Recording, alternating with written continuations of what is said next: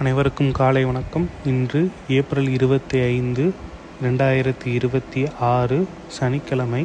நாம் டெய்லி ஒரு பாசுரம் பார்த்துட்ருக்கோம்.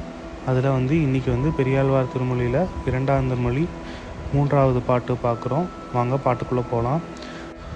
பனைத்தோலிலாய்ச்சி பால் பாய்ந்த கொங்கை அனைத்தார உண்டு கிடந்த இப்பிள்ளை இணைக்காலில் வெள்ளி தலை நின்றிலங்கும் கணைக்கால் இருந்தவா காணீரே காரிகையீர் காணீரே. இப்படிதான் இந்த பாட்டு முடியுது.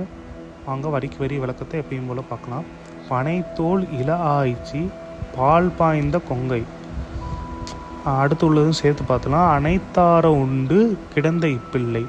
மூங்கில் போல திரண்ட தோள்களை உடைய இளம் பெண், அந்த பெண்ணின் மார்பகத்தில் தாய்ப்பாலை உண்டு அணைத்து கொண்டு வயிறு நிறைய அந்த தாய்ப்பாலை குடித்து படுத்திருக்கும் இந்த குழந்தையின் அப்படின்னு சொல்கிறாரு. அடுத்து இணைக்காலில் வெள்ளி தலை நின்று இலங்கும்.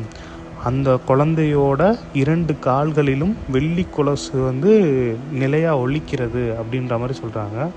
கணைக்காலில் இருந்தவா காணீரே. கணைன்றது இங்கே அம்பு சொல்கிறாங்க. அம்பு போல் நேராக இருக்கிற கண்ணனோட கால்களை பாருங்க அப்படின்ற மாதிரி கூப்பிட்றாரு. காரிகையீர் காணீரே. காரிகைனா அழகான பெண்களே பாருங்க அப்படின்ற மாதிரி ஒரு அழைப்பு கொடுக்குறாரு. நம்ம ஏற்கனவே பார்த்தோம், இந்த 2ஆம் திருமொழியில் ஃபுல்லாக கண்ணனோட அழகு அப்படின்றத பற்றி தான் ஃபுல்லாக ஃபோக்கஸ்டாக இருக்கும். அதுதான் இங்கே இந்த பாட்டுலேயும் நமக்கு தெரியுது.